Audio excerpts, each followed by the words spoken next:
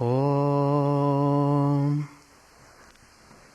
Stavakaya Dharmasya Sarvadharmaswarupine Stavakaya Dharmasya Sarvadharmaswarupine Avatara Varishtaya Ramakrishna Te Namaha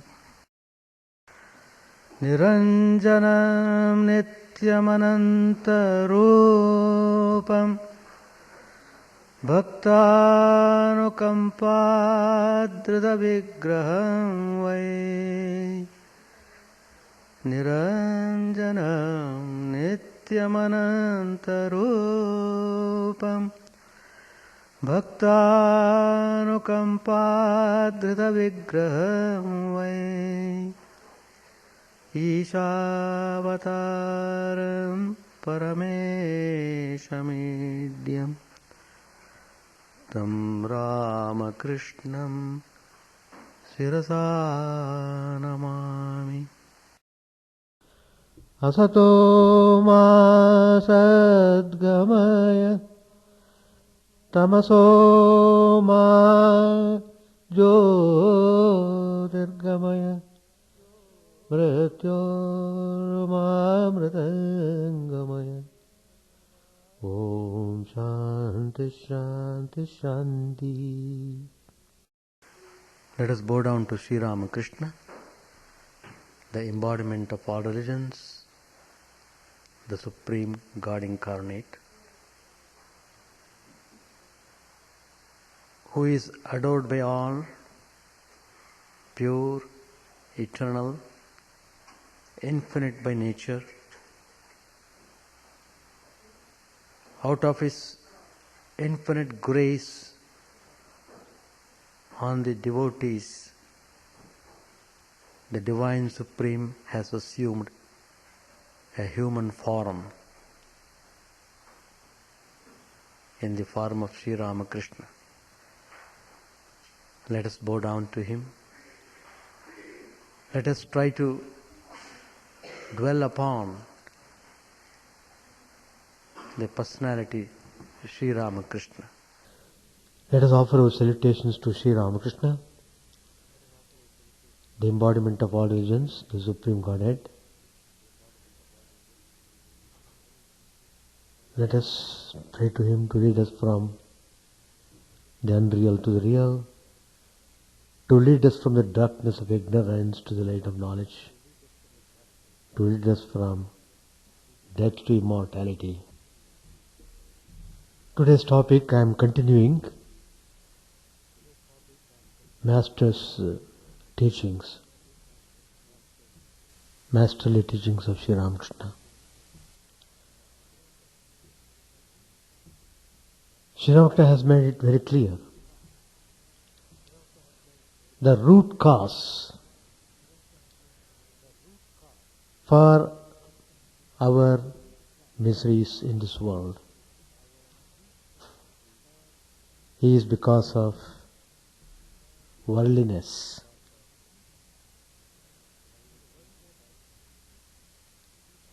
The worldliness has got tremendous negative effect. It takes you away, far, far away from all that is divine and spiritual. In a way, it makes you forget about God. It even pushes you to feel, where is God? Who is that God? Where He dwells? What He does? Why is He suffering this world? All sorts of questions they pour upon. But the answers for all these questions lie in person's pursuit of spiritual life. As long as a person is drowned in worldliness and worldly ways of living and behaving, he cannot get rid of sufferings of this world. He cannot be free from miseries in life. So, one has to accept certain facts of life in order to prepare oneself to be freed from all these miseries in this world. There is an interesting dialogue in the Gospel of Sri Ramakrishna. Sri Ramakrishna asked Pratap, well, you have been to England. Tell us what you saw there. Sri Ramakrishna's words always point us towards reality, towards taking us into spiritual path. With this intention, Sri Ramakrishna is asking you, what did you see in England? Because people in those days were enamored for going to England, as people are now enamored for going to America. Hundreds of people will be sitting in the embassy office. I myself saw when I want to come to America in 1991. In place of Swami Bhashyanji, who was the head of the Ramakrishna Center in Chicago, who fell sick. So there was urgent need of an assistant Swami to help him. So Lemont took me up and put me in Chicago. So in order to get visa, I went to American Embassy in Calcutta. Hundreds of people are sitting there in the place where they are asked to come one by one. And along my side, there were about 5-6 people who were all from Calcutta. They began to talk to him. Oh, Swamiji, you are going to America? I said, yes, because we have got mission center there. And I have come here for taking visa. Then there was father and son sitting by my side. The father immediately said, oh Swamiji, please pray so that my son may get visa for going to America. Why? Because 2-3 times he failed, he could not get visa. At least now, probably if you pray, you may get it. So much mad for coming to America. Even now in India we see people may criticize America for their selfish purposes.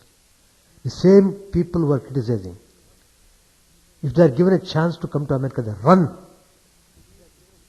Even they may break their legs and even they may lose their life. Such is mad rush. Why? Why? Pratap gives the reason. What did he see in England? The same thing what people are seeing in America. What is that?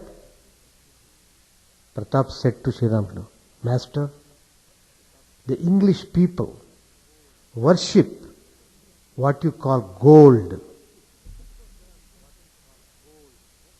Of course, there are also some good people in England, those who live an unattached life, a country life.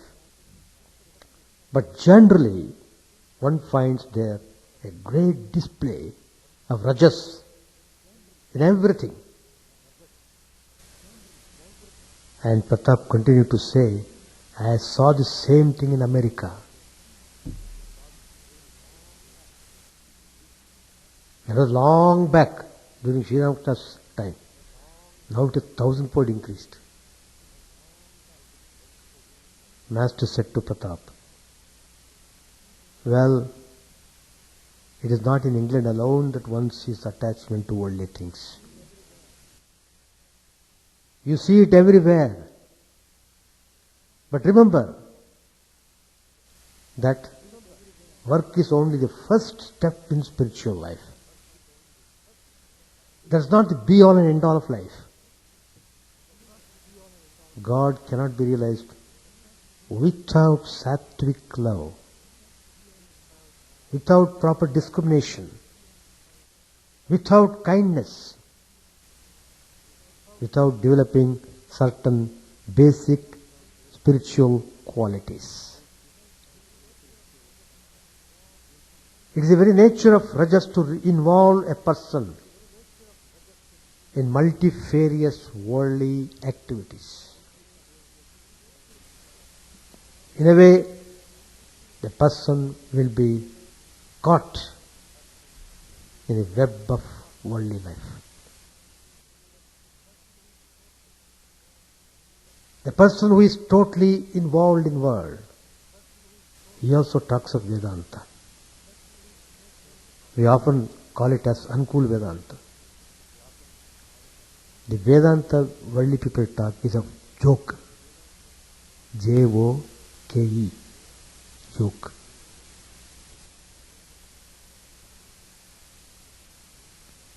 Well, we have to read Sri Ramakrishna's Gospel with great sincerity and honesty.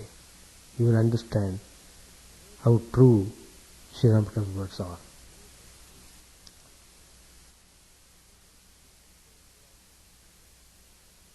People who are rushing after activities,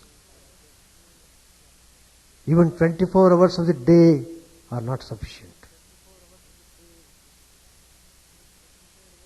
They are prepared to work even 48 hours, 60 hours. Probably you know, in America, the way of work is, they know how to extract work from you. They put a deadline. Within 15 days you must complete this job. So the person will be hectic in completing the job. Even before the work is completed, the next job is assigned. Another date is given. That's how the person is caught in the cobweb of worldly life.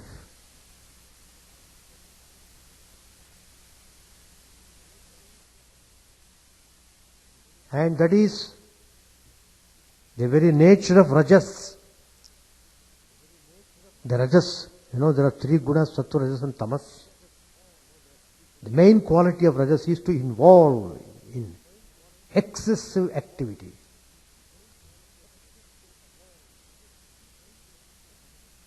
As a result, what happens? Rajas degenerates into tamas.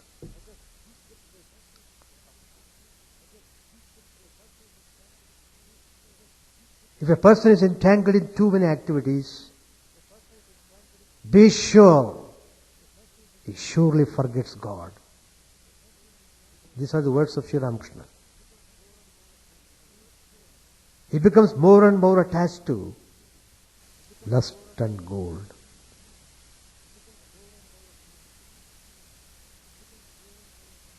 And Sri Ramakrishna has added one more after some time. Lust, gold and land. Property.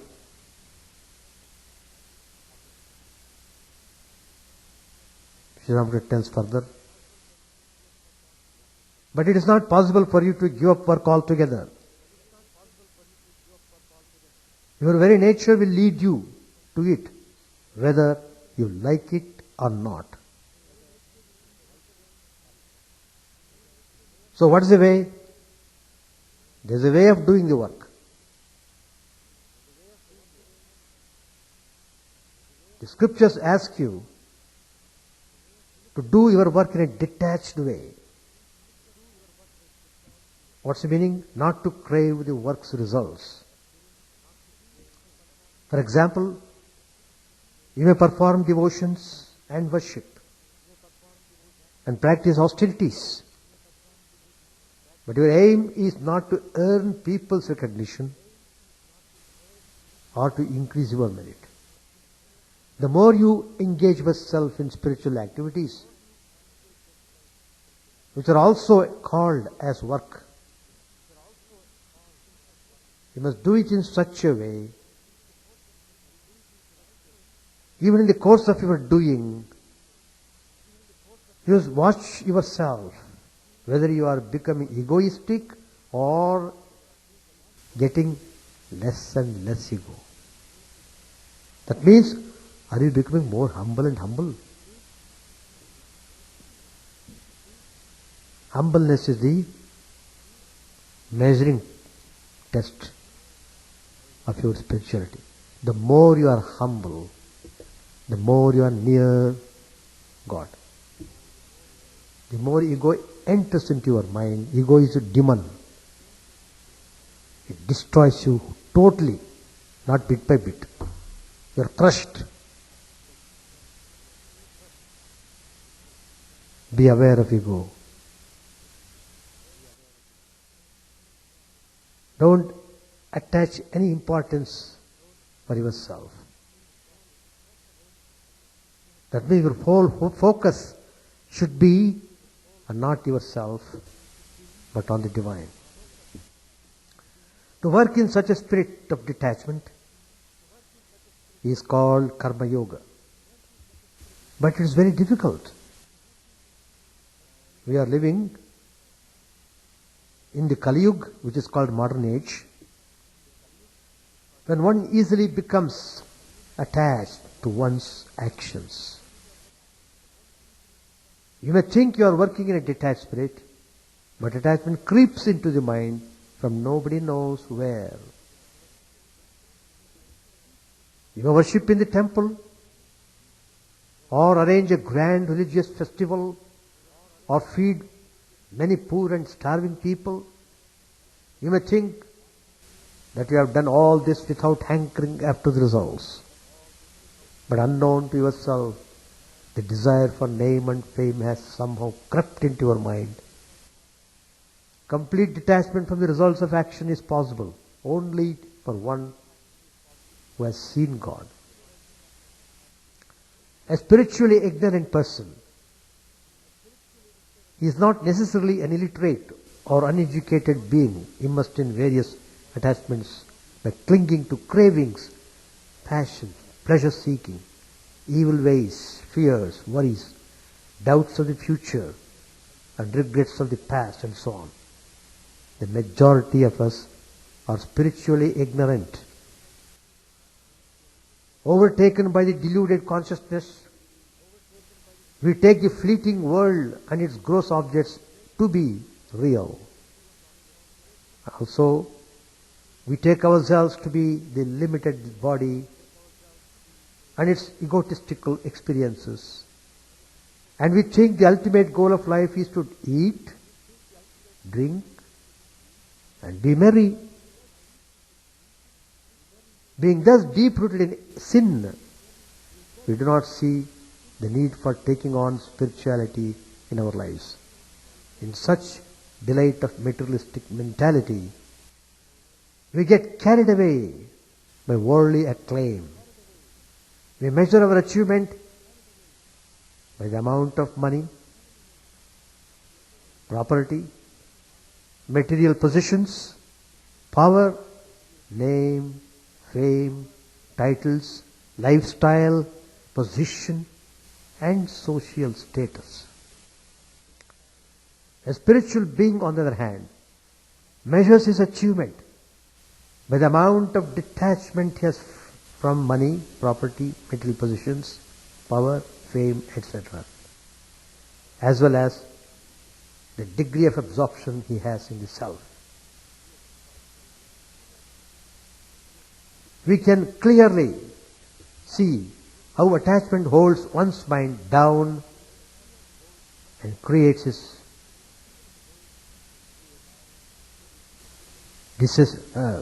abusive personality. The two human manifestations of God, as Sri Ramachandra and Sri Krishna, offer interesting comparisons and contrasts, which commentators and scholars utilize to highlight the distinguishing features of their descents in the world. One such is the nature of the Lord's fathers. Rama was born to Dashrath when he was advanced in age, after he performed a sacrifice to get the son. His joy knew no bounds because he had been without child for a long time. So, his attachment to his eldest son, Sri Rama, was total. And he delighted in just being in his presence and seeing him all the time. Dashrath's case was exceptional in that Rama was the very incarnation of the Supreme Being, the repository of all the auspicious qualities that a human being could possibly possess, the very epitome of virtue. Maryada Purushottama, Sri Ramachandra is called. Vasudeva was also singularly blessed in that the Lord chose to be born in his Krishna incarnation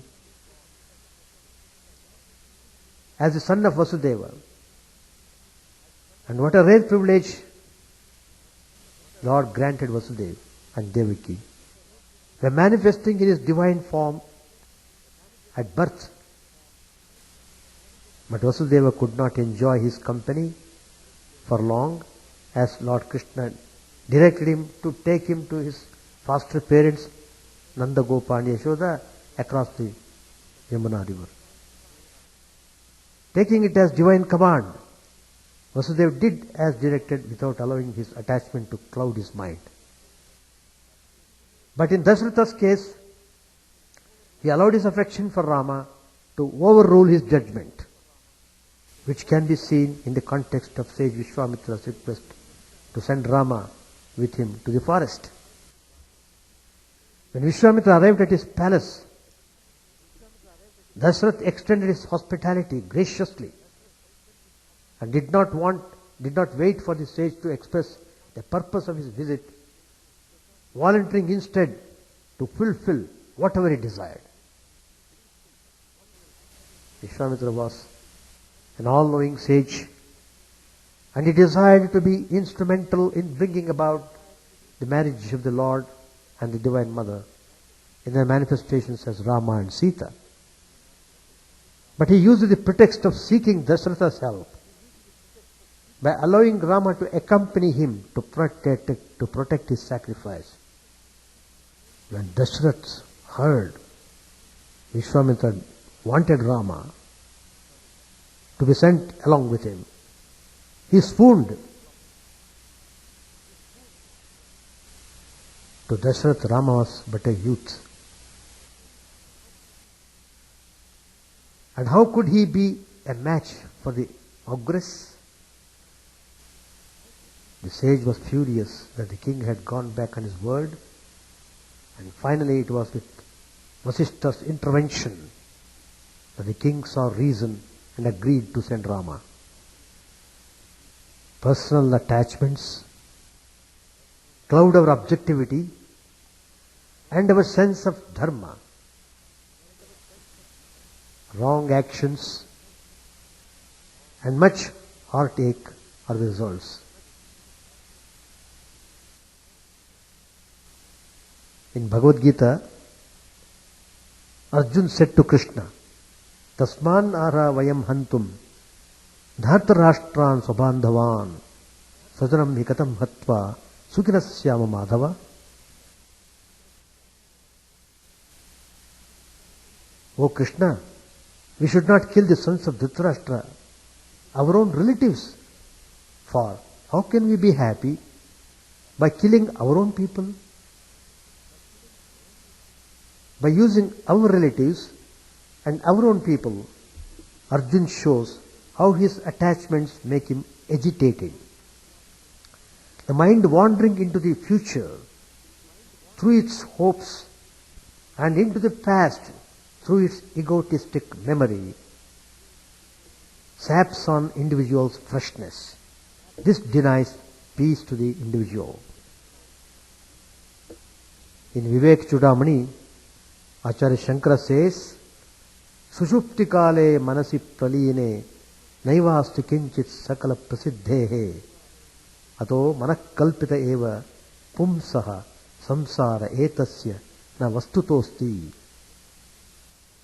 In the state of deep sleep, the mind is absent, absorbed in its causal state.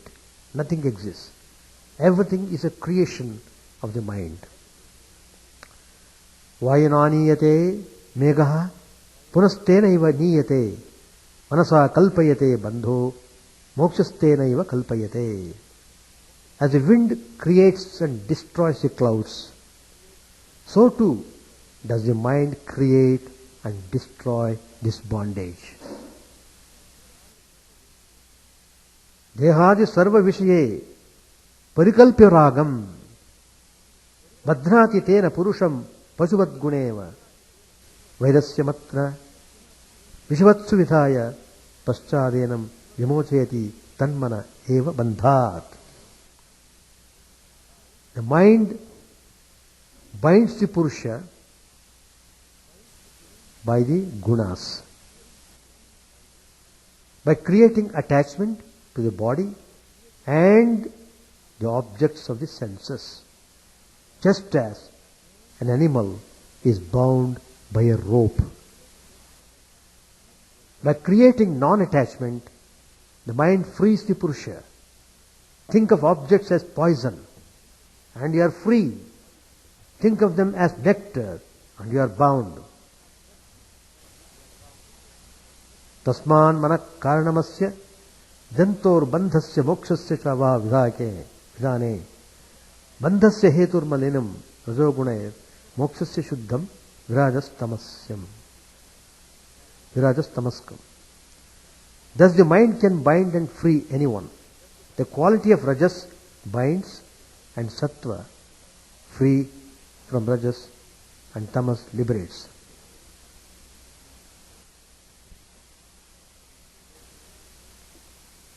Viveka vairagya gunatita ekachadbhutva masadya mano vimuktyai bhavatyato buddhimato mumuksho stabhyam drabhyam bhavitavyam agre.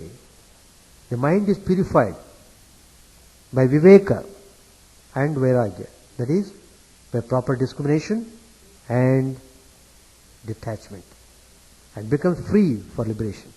Therefore, one longing for liberation should acquire these two qualities. What are they? Viveka, Vairagya. Manonama Mahavyagro Vishyaranya Bhumishu Saratyatra Nagachantu Sadhavo Ye Mumukshavaha. The mind is like a tiger wandering the forest, which is the world of sense objects. That should be avoided by one seeking liberation. Manaprasute Vishyanasheshan Sthulatmana Sukshmataya cha Bhoktuhu Sarira Varnashrama Jati Vedan Gunakriya Hetu Phalani Nityam. The mind produces different types of sense objects for the enjoyer: body, color, caste, status, qualities, actions and results. Asangachidrupamum vimohya dehendriya prana gunayani madhya aham mameti prameyatyasram manaksakrityeshu palopa bhuktishu. All these do not touch the consciousness. If the mind dilutes the consciousness into the belief that he is the enjoyer, the feeling of I, me and I am, repeated delusion means repeated enjoyment or suffering. Adhyasa doshat purushasya samskriti adhyasa bandhastva bhuvaneva kalpitaha Rastamo dosamato vivekano janmadi dukkasya nidanametat. The mind creates the identification of the soul with the body and creates its bondage.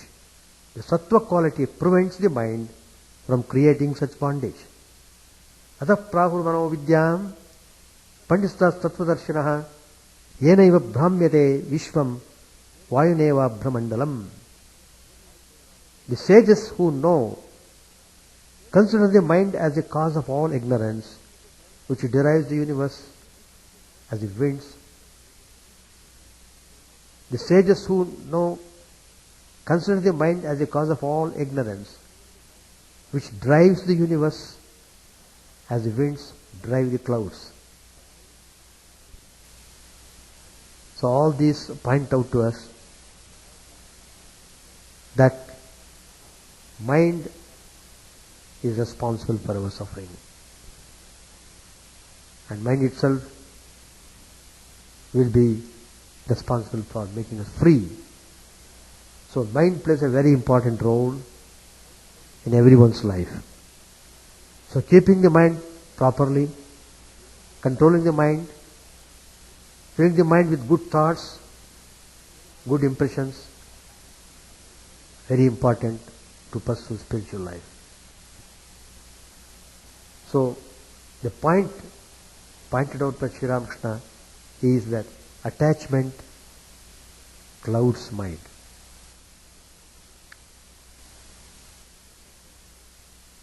It is said that there are 4 classes of human beings. The bound, those aspiring after liberation, the liberated, and the ever perfect. The world is like a fishing net.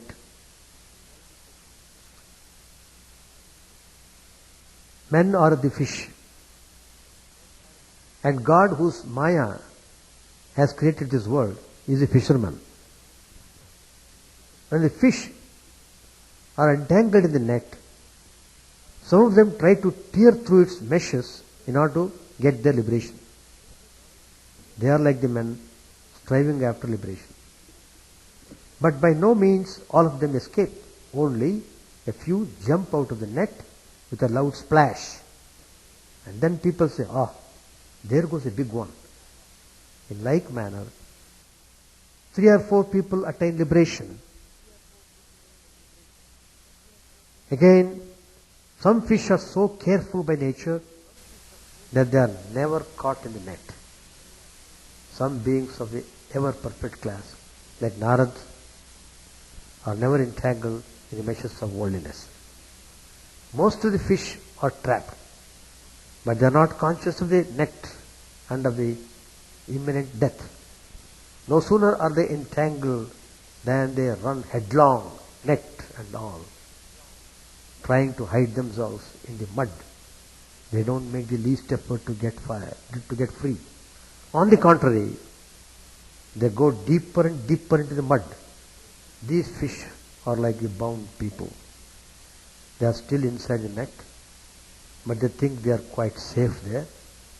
A bound creature is immersed in worldliness, in lust and gold, having gone deep into the mire of degradation. But still he believes he is quite happy and secure. The liberated and the seekers after liberation look on the world as a deep well. They do not enjoy it. Therefore, after the attainment of knowledge, the realization of God, some give up their bodies. But such a thing is rare indeed. All these teachings are given by Sri Ramakrishna in the Gospel. They are pointed and clearly tells us how to live spiritual life. Sri Ramakrishna further tells, in spite of all these things, why people behave in a negative way? Because Sri Ramakrishna tells, worldly minded forget their lessons. They forget. The bound creatures, entangled in worldliness, will not come to their senses at all. They suffer so much misery and agony. They face so many dangers, and yet they will not wake up. Chidananda gives the example of camel. The camel loves to eat thorny bushes. The more it eats the thorns, the more the blood gushes from its mouth. Still, it must eat thorny plants and will never give up them. The man of worldly nature suffers so much sorrow and affliction, but he forgets it all in a few days and begins his old life over again. Suppose a person has lost his wife, or she has turned unfaithful. Lo, he marries again. Or take the instance of a mother. Her son dies and she suffers bitter grief. But after a few days she forgets all about it. The mother, so overwhelmed with sorrow a few days before, now attends to her toilet and puts on her jewelry. A father becomes bankrupt through the marriage of his daughters, yet he goes on having children year after year. People are ruined by litigation, yet they go to court all the same. There are people who can't feed the children they have, who can't clothe them or provide decent shelter for them, yet they have more children every year.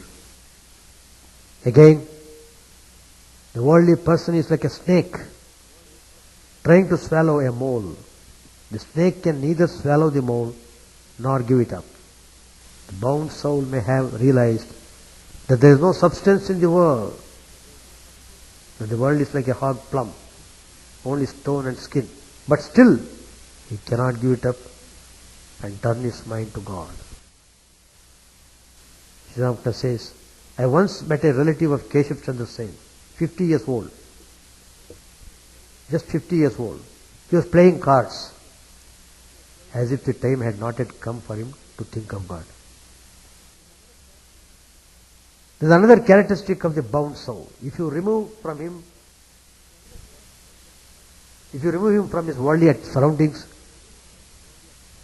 to a spiritual environment, he will pine away. The worm that grows in filth feels very happy there. It thrives in filth. It will die if you put it in a pot of rice. All the devotees remain silent. So bondage is terrible. It makes you more and more terrible as you go on in the life without discrimination. Vijay Goswami asked Sri Ramakrishna, Master, what must the bound soul's condition of mind be in order to achieve liberation? Sri Ramakrishna replied, he can free himself from attachment to lust and gold if by the grace of God he cultivates a spirit of strong renunciation. What is this strong renunciation? One who has only a mild spirit of renunciation says, well, all will happen in the course of time.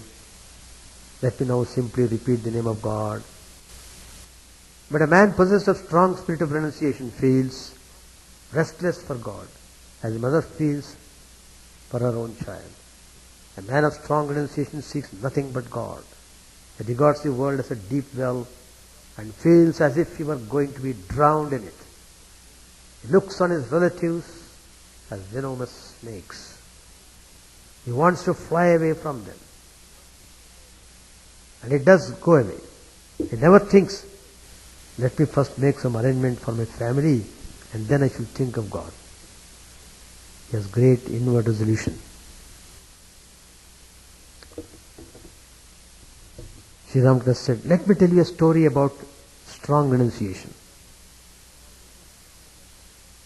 At one time, there was a drought in a certain part of the country. The farmers began to cut long channels to bring water to their fields. One farmer was stubbornly determined. He took a vow that he would not stop digging until the channel connected his field with the river. He set to work. The time came for his bath, and his wife sent their daughter to him with oil. "Father," said the girl, "it's already late. Rub your body with oil and take your bath." "Go away," thundered the farmer. "I have too much to do now." It was past midday, and the farmer was still at work in his field. He did not even think of his bath. Then his wife came and said, "Why haven't you taken your bath? The food is getting cold. You overdo everything. You can finish the rest tomorrow or even today after dinner." The farmer scolded her furiously and ran at her, spade in hand, crying, "What? Have you no sense? There is no rain, the crops are dying. What will the children eat? You all will all have to starve to death. I have taken a vow not to think of baths and food today before I bring water to my field." The wife saw his state of mind and ran away in fear. Through a whole day's back-breaking labor, the farmer managed by evening to connect his field with the river. Then he sat down and watched the water flowing into his field with a murmuring sound. His mind was filled with peace and joy. He went home, called his wife and said to her, "Now give me some oil and prepare me a smoke." With serene mind he finished his bath and meal and retired to bed, where he snored to his heart's content. The snoring, the determination he showed, is an example of strong renunciation. Now there was another farmer who was also digging a channel to bring water to his field. His wife also came to the field and said to him, "It's very late, please come home. It's not necessary to overdo things." The farmer did not protest much, but put aside his spade and said to his wife, "Well, I will go home since you asked me to." All laughed. That man never succeeded in irrigating the field. This is a case of mild renunciation. As without strong determination, the farmer cannot bring water to his field, so also without intense yearning, a person cannot realize God. Then Sri Ramakrishna asked Vijay, "Vijay, why don't you come here now as frequently as before?" Vijay said, "Sir, I wish to very much, but I am not free. I have accepted work in the Brahma Samaj." Sri Ramakrishna said, "It is lust and gold that binds man and robs him of his freedom.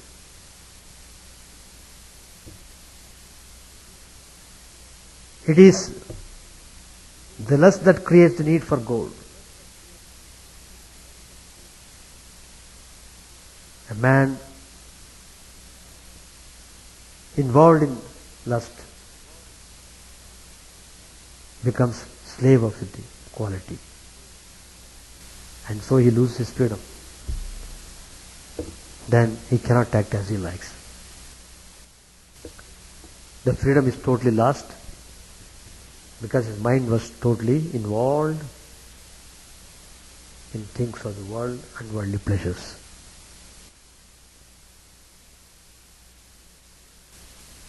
The priests in the temple of Govindji at Jaipur were celibates at first, and at that time they had fiery natures. Once the king of Jaipur sent for them, but they didn't obey him. They said to the messenger, ask the king to come here to see us." After consultation, the king and his ministers arranged marriages for them. From then on, the king didn't have to send for them. They would come to him of themselves and say, "O Majesty, you have come with our blessings. Here are the sacred flowers of the temple. Please accept them." They came to the palace, for now they always wanted money for one thing or another: the building of a house, the race-taking ceremony of their babies, or the rituals connected with the beginning of the children's education, and so on. So, Sri Ramakrishna is pointedly telling us how we should be watchful and careful, and how we should be very smart in doing spiritual practices. We should never give excuses for the lapse.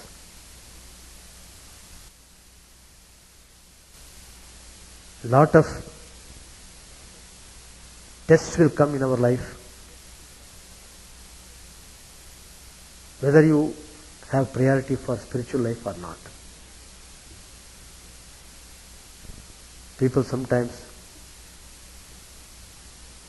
they don't even do their primary duty of doing japa, etc.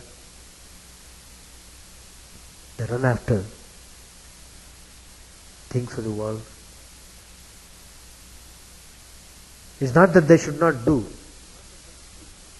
In fact, everybody is assigned with a duty.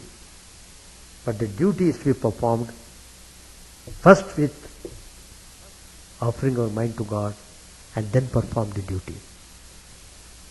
Start everything with the remembrance of God. Give the mind to God.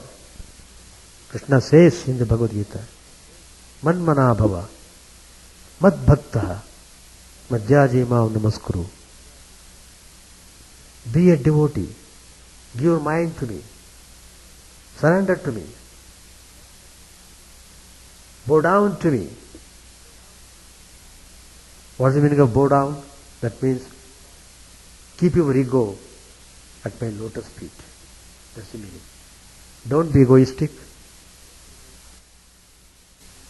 and God will take care of everything. So, we need to be educated in a spiritual way. Spiritual education is very important, and that is through reading of scriptures, through understanding the teachings and practicing them honestly in our life.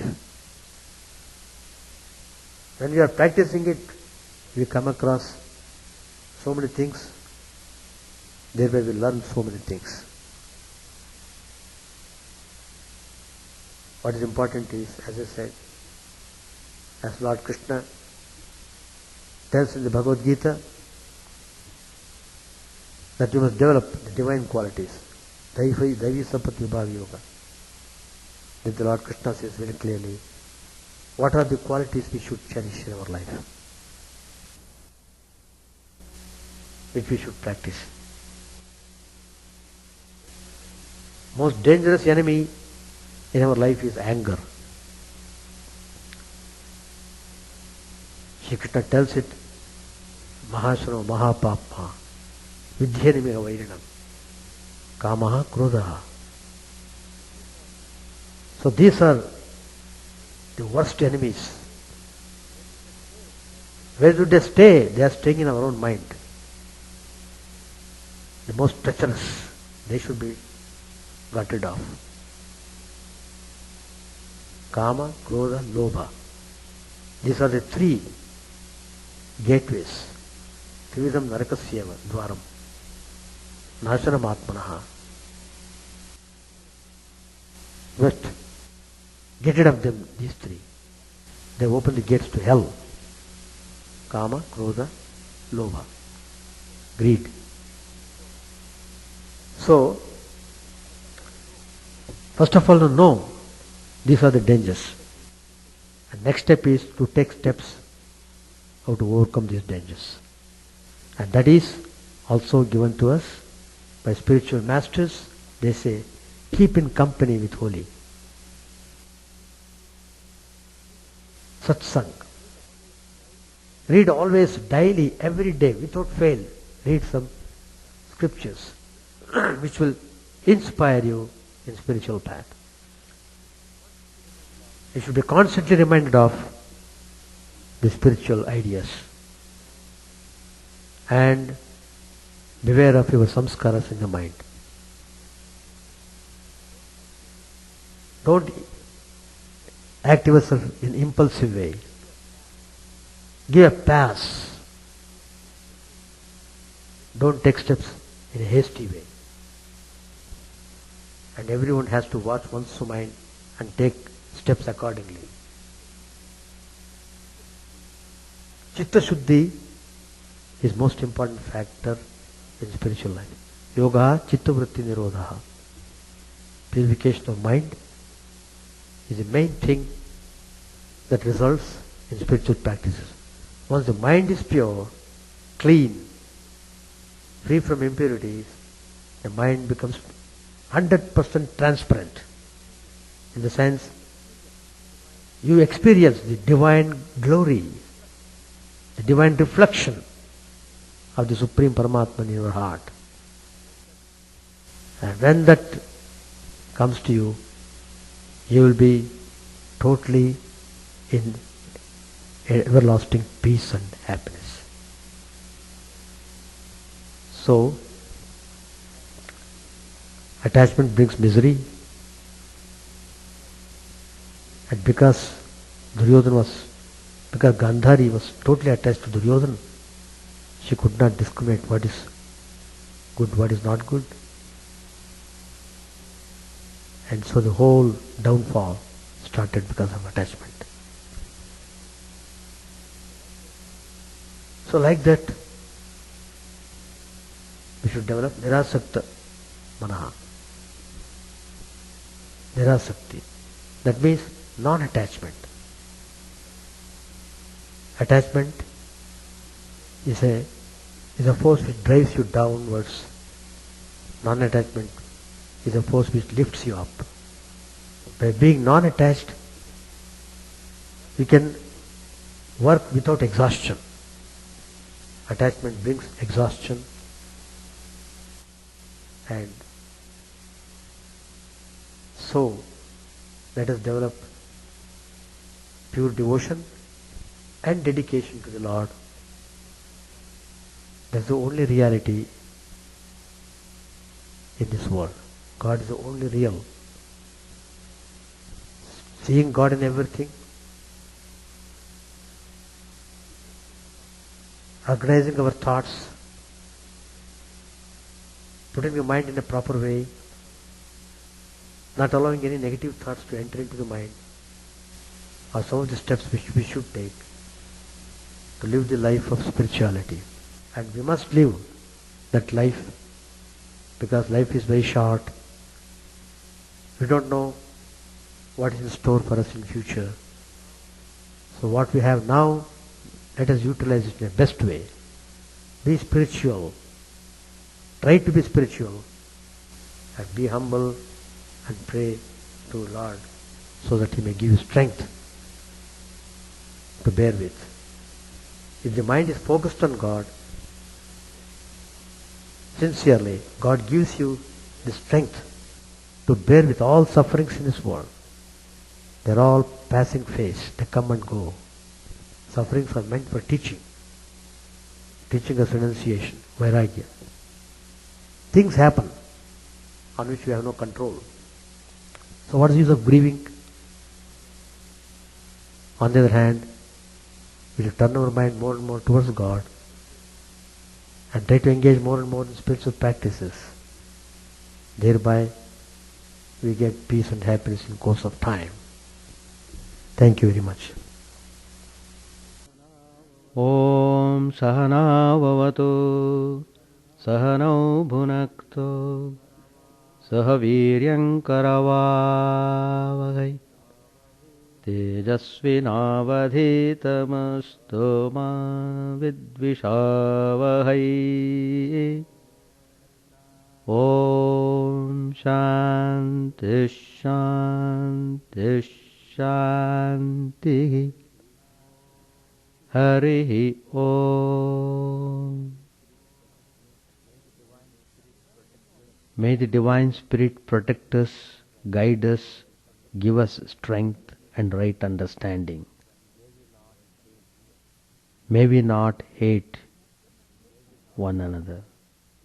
May love and harmony be with us all. Peace, peace, peace be unto all. May the Divine Lord protect us. May He nourish us. May we work in harmony with great vigor. May our study be illuminating and fruitful. May we not hate each other. Peace, peace, peace be unto all.